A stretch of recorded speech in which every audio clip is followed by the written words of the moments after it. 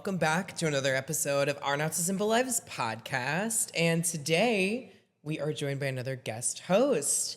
And this is Zach's husband, Derrick. If you guys listened to our episode that we launched on Monday, you heard his story. And now we are talking with Derrick. So we're continuing this story. And it's just the couples week. Yeah. We have Zach and we have Derrick all in 1 week. So we love this. So if you listen to our last episode with Zach, you know that we're talking about 27 to 33, which we all fall into that age range right now.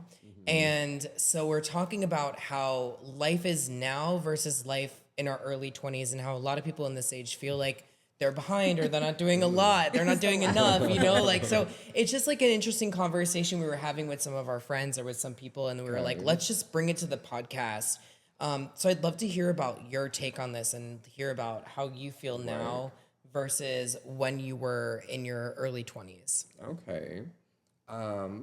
Well, to start, when I was in my early 20s, mine's a little bit different, I guess you could say. Early 20s, like when I turned 20, I ended up taking over as my dad's executor of his estate. He got deployed with the military. Oh, wow. And my little brother was living with him at the time, so I had to take over as his guardian. And I actually turned 21 as my little brother's guardian. Oh, wow. And then my dad came back when I was 22.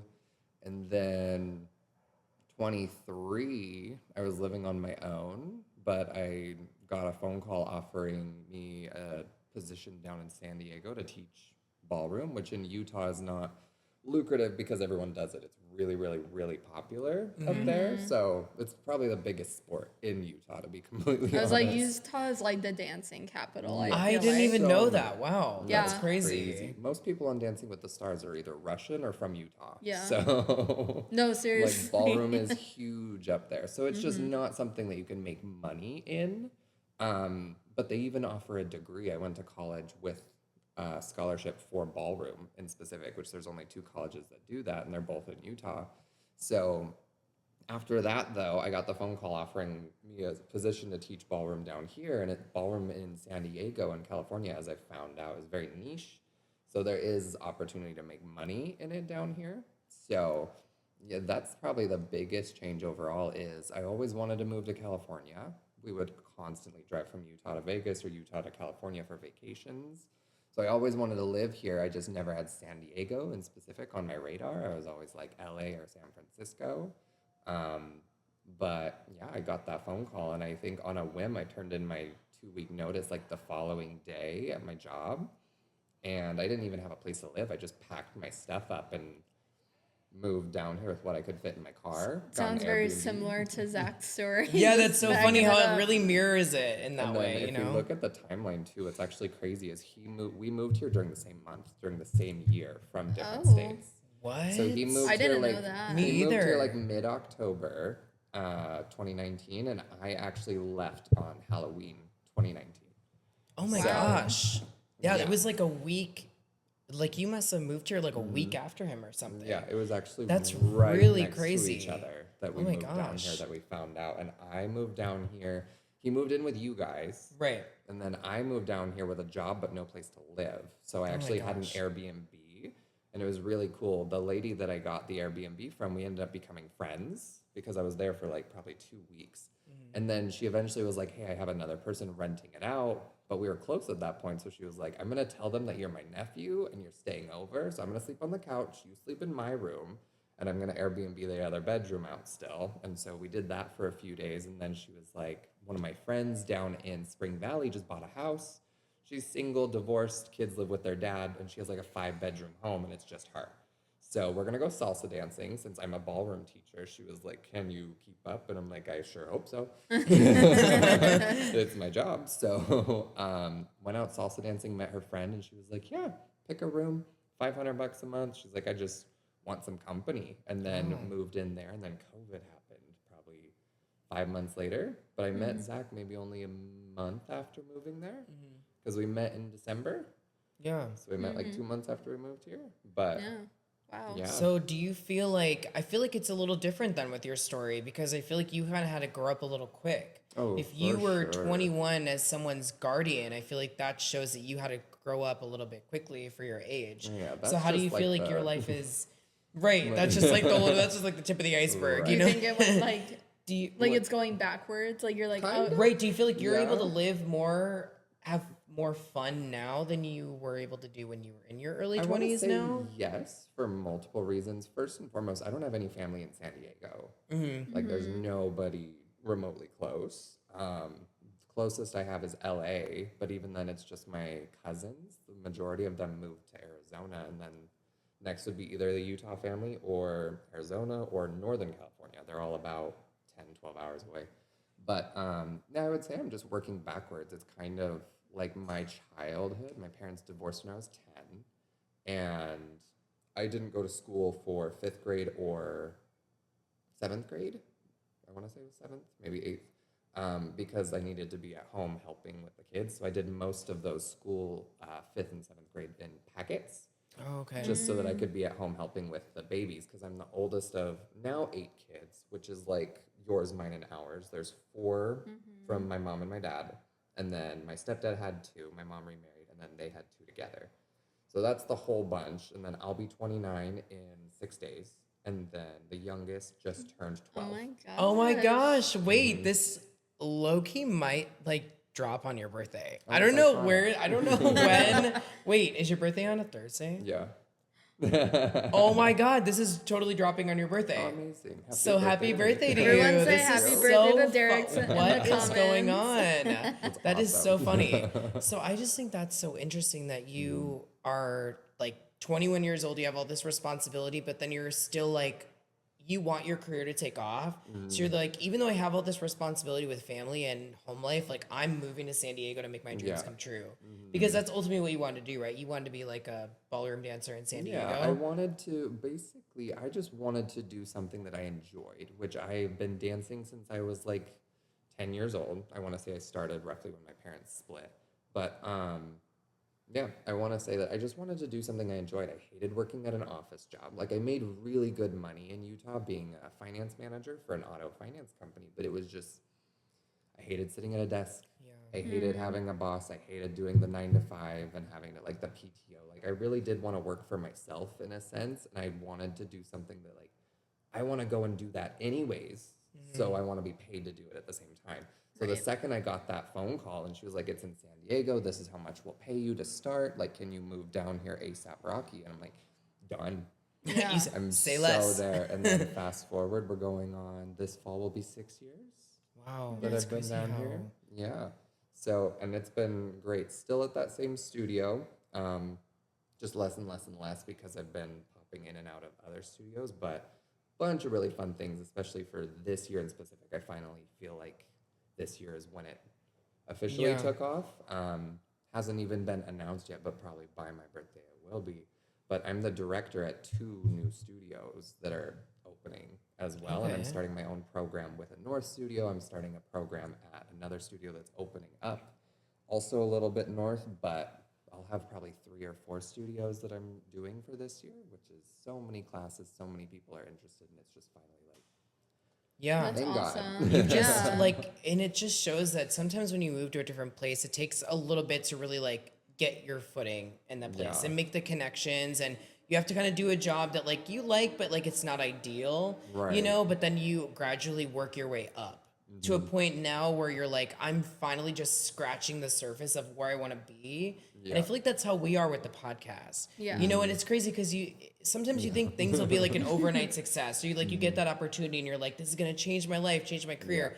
It might, but it takes like, doing the but, work. Oh my God, it takes so much time. Yeah. It So much really time, takes so yeah. much time. Like, me and my husband have talked about this consistently, just where it has felt like it's been the slowest process to Right. get it to be, financially dependent, like at least where I can make just consistent or whatever. And it's something that, especially working for yourself, building your own clientele, working with multiple studios, and I have to juggle everything myself. I don't, in a sense, yes, other people pay me, but I don't have a boss that like, makes me do all of Yeah. it. I can kind of pick and choose what I want to do and say yes or no, which also becomes part of the difficult part because then you have to stay motivated Yeah. and you have to Yeah. stick with it, because the days that wake up really difficult end up being the busiest ones all the Yeah. time. And if you don't do it, then it just puts your career. You don't like have so many steps anyone. back. You really have to like, if you want it, it's doable, but sometimes it might take a lot longer than you personally want, which is why I feel like a lot of people don't eventually get there. Yeah. Which is why I'm like, Yeah. it took me almost 6 years to get to the point where I'm like,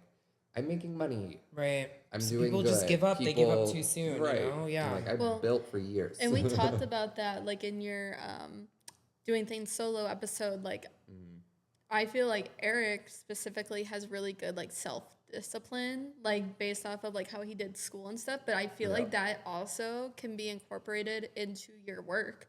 And I feel 100%. like it's like you and Zach are making probably really good money to where it also can be hard because you both have to have really good self-discipline in your work because no one's telling you guys what to do. Yeah. No one's holding you accountable in getting things done. So it's like you have to, have that self-discipline of like making lists and to-do lists and like what you need to get done and, who needs, Right. this and that. So it's like that actually is a lot more work sometimes than working for someone. But 100%. it ends up being probably the best like thing you can do for yourself because it's like me personally, I don't like when people tell me what to do because then I'm like, no, I don't want to do that, But Defiant. I have no problem doing what people tell me to do, but it's in the way that they say it. But Because with the if they can podcast, be, we're people can be self-motivated rude. too. Yeah, Because exactly. no one tells us to put out consistent episodes. That's why we relate so much to you and Zach. Because even though we're all in different industries,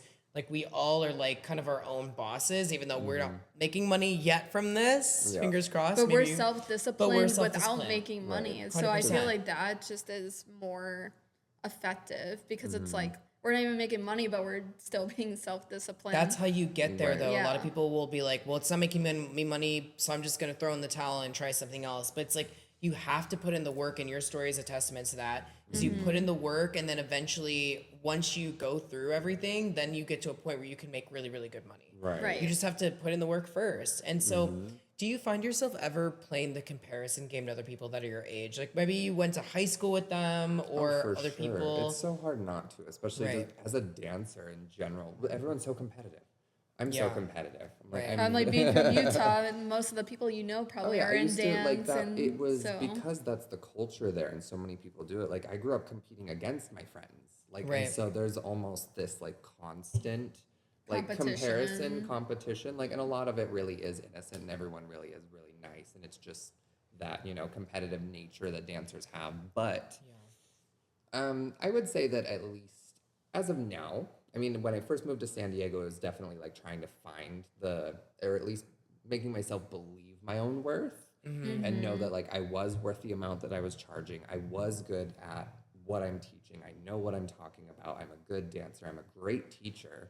And that's that. And I think a big comparison that I actually had to make was a lot of the people that I grew up with. I took a scholarship and went to college instead of auditioning for So You Think You Can Dance, and they all went and auditioned same year. We all graduated around the same time. They all made top 20. They've done things on TV. They're doing different things with their dance careers. Whereas I went to college and then I started teaching shortly thereafter, and I found a love for just teaching in general. And so I think the biggest thing for me took me a few years to stop comparing myself to everyone else and being like, oh my God, I could be on TV right now. I could be with these people. I could still be competing, yada, yada, yada. But in reality, I've realized that I like teaching so much, and I am probably like, I have to have the confidence that like I'm one of the best at what I do. And I know that, and I'm very confident to say that. So as of now, like, no, I really don't.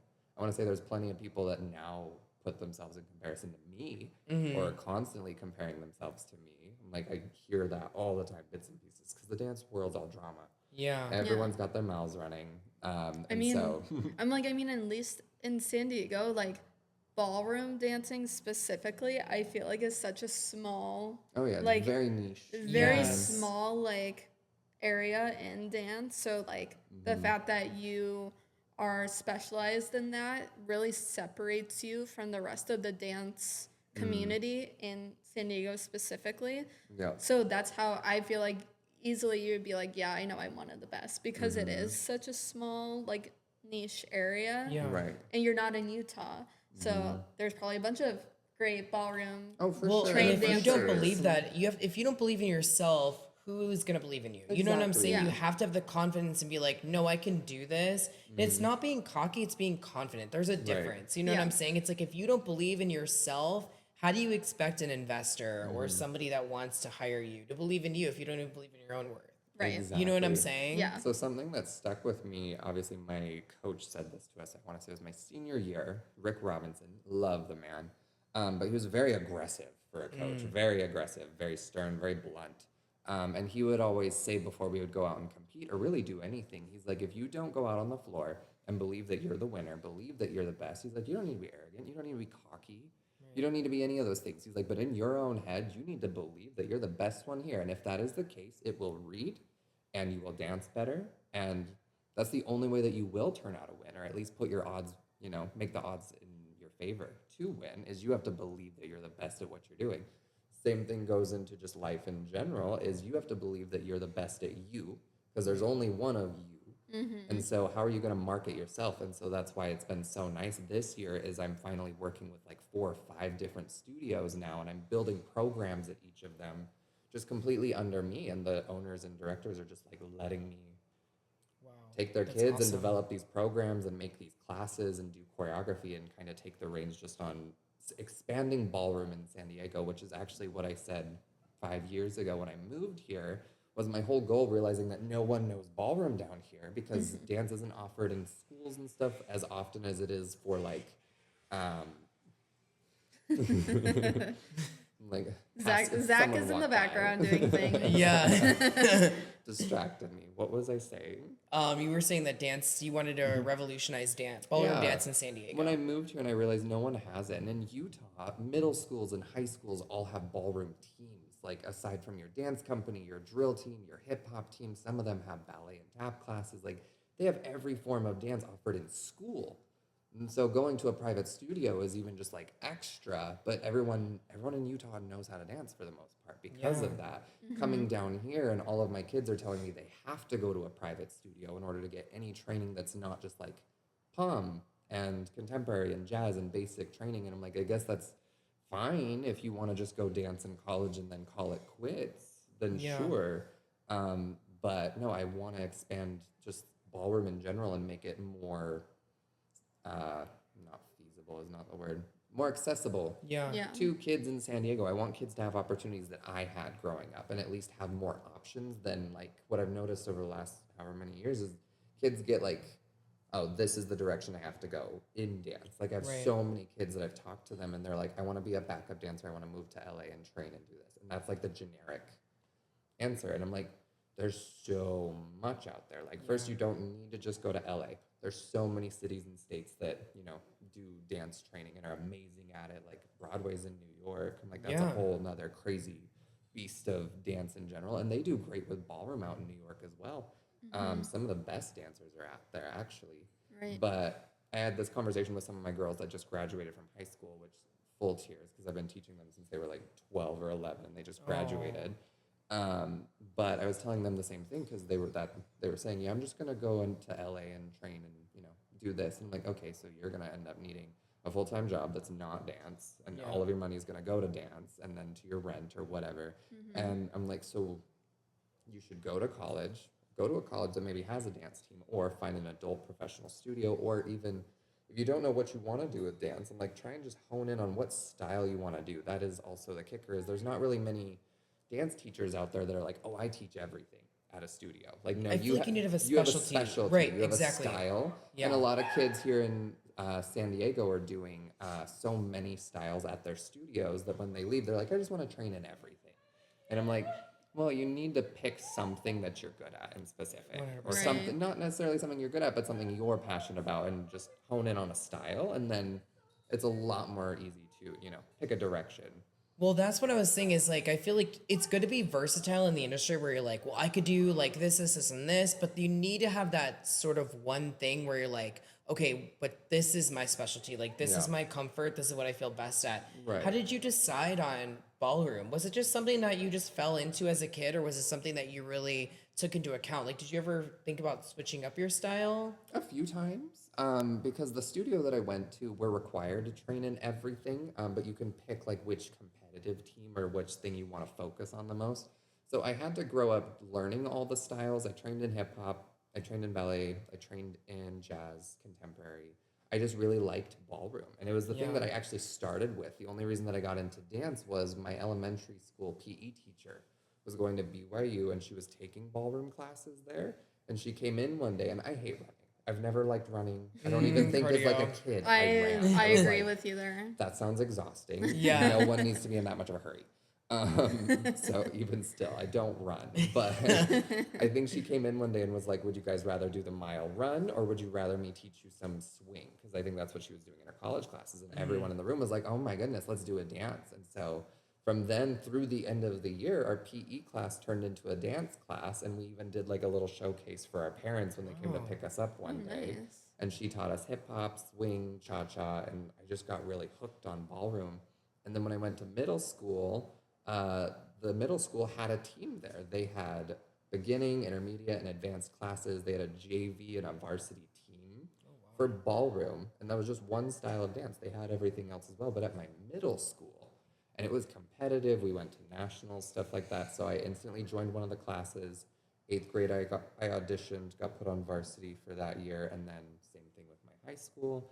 They had JV, varsity, all the levels and everything. They even had like 3 more teams because they have so many kids that want to do it. Like there's more kids that audition for ballroom than they do for like football tryouts in Utah. That's for sure. Yeah, That It's is so crazy. interesting to me. I wonder why. I mean, it's just so different. It's crazy how you think about every state in the U.S. has like its own like culture or its own thing. Where you just, I would have never guessed that Utah was like a huge dance capital. They are. I wonder why that is. What I think it is, and I've talked about this with a few of my friends or people beforehand, it's because drinking is not common, or at least it's harder to do in Utah. Okay. Drinking's plenty common, especially if you just go to the Salt Lake Valley. Provo, Right. however, a little bit more on the religious side, but you can't buy alcohol on Sundays. Like, it's near impossible. Yeah, also, Zach was mind blown when we went into a grocery store and he couldn't find a liquor section. And I told him about it. I warned him. I'm like, there's not alcohol here, dude. We need to go to a liquor store, like specifically a liquor store. Wow. And they're only open till like 6:30, and they're only open Monday through Saturday. So are Outside there of like that, not you a lot have of to- clubs there? Like There's a few. just a And few you though. that's how you would get a drink on a Sunday. Is you would have to go out and get Right. a drink. Eric's Or like you in have to have shock. something at home. I've always been in like big cities. I Like didn't know Chicago, that about San the Diego, alcohol, New York. though. Like I No? just I didn't know about the alcohol. Yeah, so when we walked into the grocery store, I told him that because I needed to stop there for something. He's like, I'm going to go in and get a bottle of wine or something. And I'm like, not going to be here. You're He's like, "No, there's you're no not." way. And he did a full circle around this whole grocery store and then even went and asked someone at the register. Oh my God. And then they were like, they looked at him like he was stupid. They were like, we don't sell that here. The liquor my store is God. like a mile away. They were though." like, I think they just put 2 and 2 together, and they were like, "This guy's not from here." I think so. You know what I pretty mean? I obvious. think so. But I was like, I so told you. drinking is not a part of, because most people in it's Utah not- are a part of the Mormon religion, which Yeah, I I know would say you're it's a familiar with. So I grew up but- that way. yeah, I'm like no longer active, but again, I have nothing against it, to be honest. There's a lot of hate that goes towards people that are in the religion. I just think that's wrong in general. Obviously, Right. there's extremists in every religion, and there's extremists that aren't really religious that just have an issue with religion. And I'm personally just one of those where, like, you live the life that you want, Right. and I've had this conversation with my religious family members as well. As I'm like, I respect you, you respect me. Like, now, as far as God and everything goes, I'm like, I don't know what's waiting for us on the other side, but I believe in just living my life by being an honest, good person and being kind and trying to lead with that consistently. And as long as I don't kill nobody, which people test my patience consistently, right? but just kidding. But as long as I just live by those kind of rules and just live by karma in general, what I Yeah. put out, I will get back. So as long as that's not negative things, then whatever I'm a huge happens believer after in this karma. life, Mom, I am too. it can't be that bad, you Yeah. know? Right. So I think that's my thing with religion is so many people are Mormon up there, but that's why ballroom is so common, and then outdoor sports is also so common. Like, everyone from Utah hikes, everyone from Utah rock climbs. Well, it seems like a healthier kind of environment then, because you're not really drinking, and so they're dealing with that by being active, Oh, which for is a sure. better alternative. I mean, I Right. feel like a lot more people should do that because I think alcohol is the most overused drug in America, to be honest with you. And that's kind of the scary thing, is because of the oppression that Utah has. So the people that do drink, not everyone, obviously, I'm saying, but I'm just generalizing here because I did the same thing before I was even 21. Yeah. Like, I was going out and just taking it way too far and drinking way too much because it's constantly oppressed. When you're constantly told growing up that like something is super, super bad, you can't do it, but it's constantly accessible to you, then the second you have the opportunity to go and do it, you're going to do it way too much, way too often, and then it becomes an issue. And I think that a lot of people ask me now, they're like, oh, you don't drink because you grew up Mormon or you're from Utah. I'm like, actually, no. I'm like, Dude, I had that phase. I'm like, I started drinking really young because I was from Utah and I was told not to. So I think I had my first drink at like 14 or 15 years old. Wow. And then I got drunk for the first time when I was 15, camping with my dad's side of the family. And it was a Bloody Mary, but I love tomato juice, so I was all over it. But I think that's partially what it is people use the arts or outdoor activities and stuff to entertain themselves. Because going out to a bar, going out and consistently being drunk and kind of doing stuff like that is not necessarily the culture there. And it's just not as easily accessible. You would have to go to a specific place or go in downtown in order to do that. And Salt Lake City is not near as big as so many of these other massive cities like New York and Chicago and stuff like that. Right. Like, I'm like, and when you're a kid, when you're getting told you can't do this, Yeah. especially if you're in that religion that doesn't, it's looked down upon to drink. As a kid, you're gonna be like, you say I can't do that, I'm gonna do that. Like, you know, You want to rebel. yes, Right. exactly. So like, as a kid, like when you're getting told that you can't do certain things, you have too many restrictions on you, that's where you're like, oh, that's the rebellious kid, because they're like, you know, people I knew, like friends of mine, I didn't really have a lot of restrictions when I was a kid, but like I'd hear people saying they sneak out at night and, you know, drinking and stuff, and I'm like, I could never do that. Sneaking out was probably one of the things I didn't do, just because my mom was a correctional officer. Oh.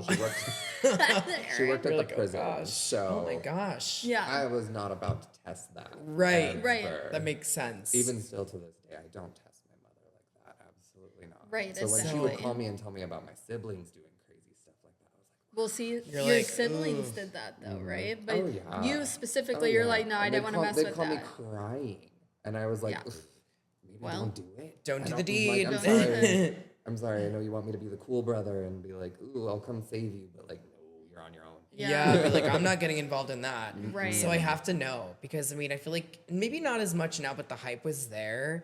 Have you watched Secret Lives of Mormon Wives? No. Okay, because I watched that like No, one I'll be episode for the honest, first time, and I was like, "What is going on?" Layla likes that show. I watched 15 minutes of the first episode and turned it off. I was like, no. So No. what turned you away from it? What was it? It's just, it's all it like it's so you would think that the stuff that they're saying sounds just so crazy, like it's television, right? It's Right. reality television. Producers are making them be dramatic. They're Right. not. Yeah. Like it was just not even really bad stuff, but it was just so triggering, to be honest, to like hear about the culture and what they're doing and how they function as a couple. Like, and me completely, like, to be honest, I really don't like the swinger culture that Utah has up there. I don't agree with it. I'm not a big fan of it. And to be honest, most of the couples that I've met that are swingers, almost every single time I would go out to parties and stuff, like they were lovely people, but it would always end up being the dude trying to get me to sleep with his wife because she finds me attractive. And I'm just like, this is uncomfortable. That's Uncomfortable. so weird. weird. I didn't see. I And didn't. it was a constant. I No, wanna no say it shame happened, to like, those more people than doing 10 that. times. I'm sure there's like, plenty of people that if that's will for do that. you, I mean, we and don't- even in we don't gay kink shame. culture, You But- do you, right. But like it's not. It's just for not. me. No, I don't think not it's for any me. of ours. I just smacked my mic again. And I mean, but even in gay culture, I find that so often, like being on dating apps where people are like looking for a third, and then I like, Yeah. it's so disappointing when I'm like, I see like a cute guy, and I'm like, oh, okay, wait, you're promising, and then they're like, oh yeah, this is my husband or boyfriend. I was like, oh, You're like, oh, that's not what I was no, looking no, for. thank you. I'm like, I think I'm I just, couldn't like- be It's just not non-monogamous. It It's just Right. not everyone's cup of tea. No, and you and no know? shade to anyone, like you said, that Like I wouldn't be lives- able to share the person that I'm with No. someone else like that. I think it's just like it's obviously a personal preference, Yeah. but some 100%. people can do that, and maybe that's how they get through their relationships, and that's what makes them thrive as a couple. People are different, and Yeah. so, but yeah, I Like, feel like to as a each their personal own. a personal preference, that obviously wasn't your thing. So you're like, why does this keep happening to me? Yeah, I Like, guess it it's was just just so many, and I'm not saying everyone. I met plenty that like we were friends, we were great, and there nothing, they weren't weird. But there was just so many occasions still where that would happen, or just like those people were extra. I don't know.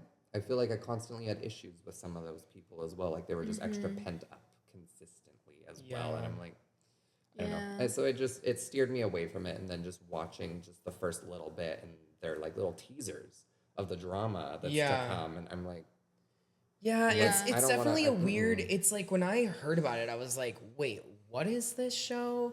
So like I was visiting my friend and she had it on. That's why I watched it. We were like waiting for one of our other It friends to happened get. because of their TikTok. Well, yeah, so it happened because of TikTok, which is They crazy. have like a but it's mom like group or something. when this was all blowing up they and were everyone was posting stuff talking on about it. TikTok about things that they do to like wiggle around. The ones that are Mormon, they find ways to wiggle around the rules.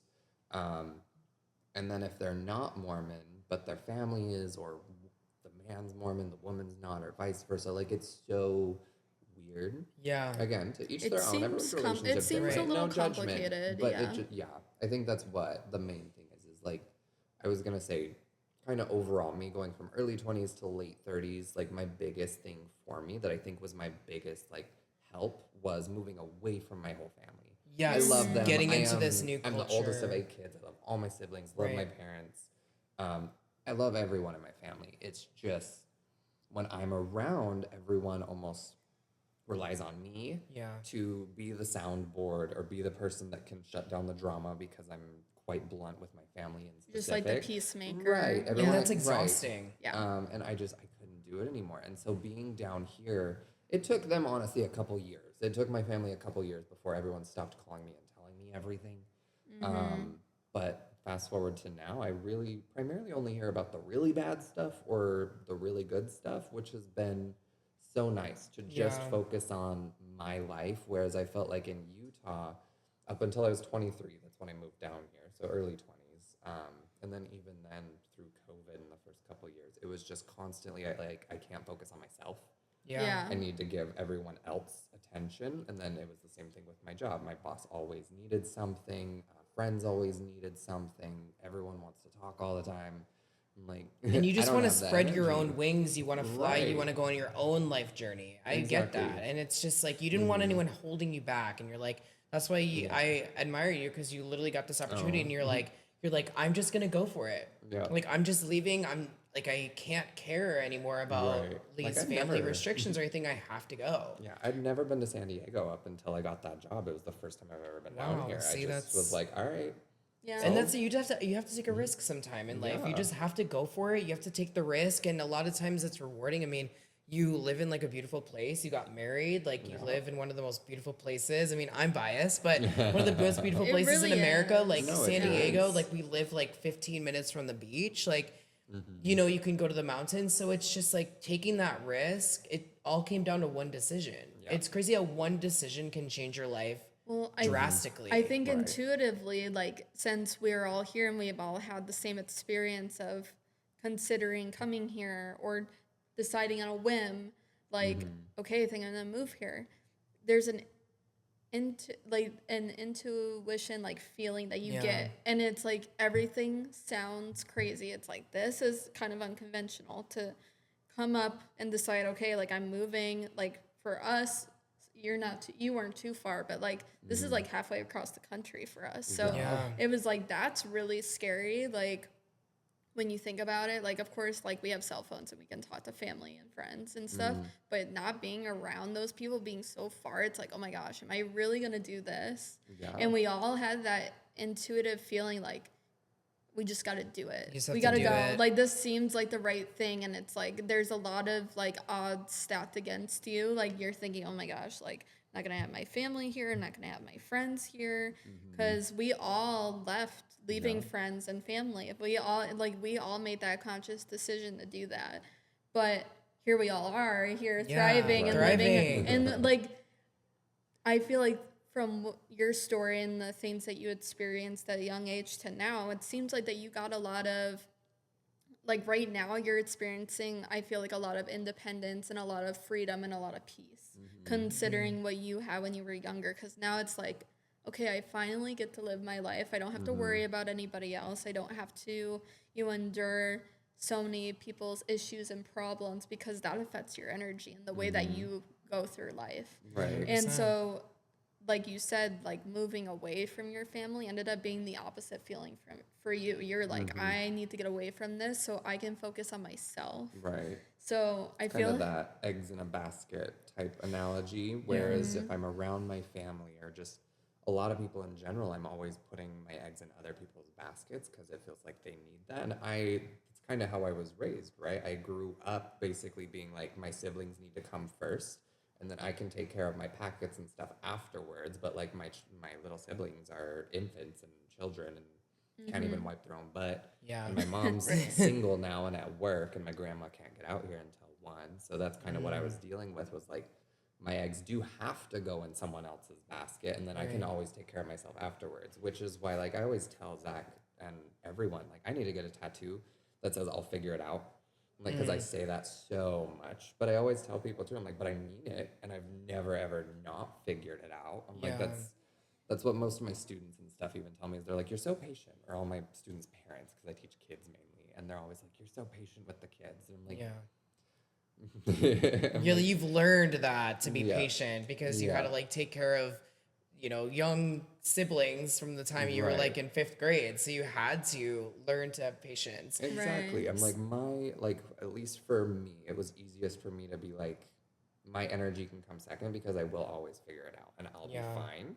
But there's things I need to get done, which has been so great. I think that my early childhood, because every time I open up about what I went through as a kid, everyone's like, oh my God, that's so much. I'm like, I wouldn't change any of it though.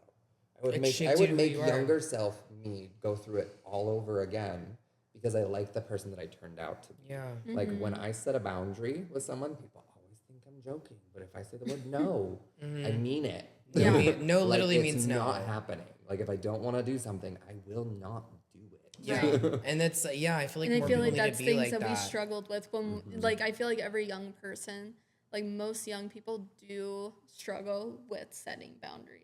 100%. Like saying no to things because they want to people please. They want to, like, they're finding their way in the world. They want friends. They want, like, people to be with, or like a group of people to hang out with. So, like, you get asked to do something you don't want to do, and you're like, yeah, okay. Well, it's just, I feel like the And you people really don't pleasers want in to. us, but we have to do wrap up now. Yes. Sorry. We're getting a little over Exactly. time, but one final question to you is, what's your favorite place to visit in San Diego? It could be like a beach, a restaurant, a park.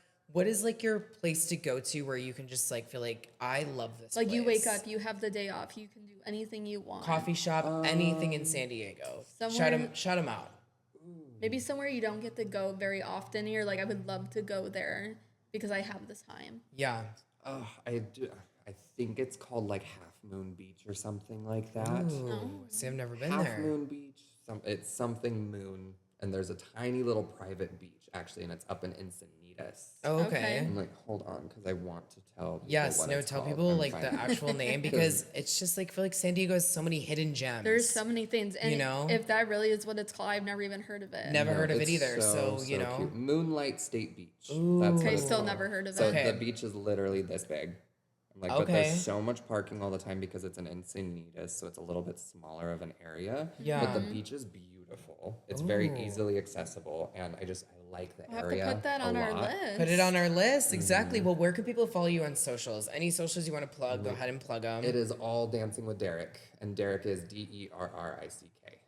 Period. I love Yeah, that. All love that. universal. And you can follow us on Instagram at Our Not So Simple Lives Pod, and on YouTube at Our Not So Simple Lives. And we're on TikTok now. We are So on go follow TikTok. us on TikTok. I know we're We gonna gotta figure out get- all the TikTok things we now gotta get and it, all the cater to socials the going. to the younger people, the younger Yes. Gen Zs, maybe tune in This now. is so making we'll us see. sound a little too old, but now Oh my God. everyone does know our age, Like, so for the record, take it with what I'm the you will. youngest one. You are the youngest one. I think are. before the youngest, and happy birthday to Derrick. Yeah, Go make wish sure him a you happy say happy birthday. birthday to He's Derrick launching in the on his comments. birthday. Yes. So thank you so much for coming to the podcast. Thank This was so you. much Thank fun. you I for loved having hearing me. this. Yes, of course.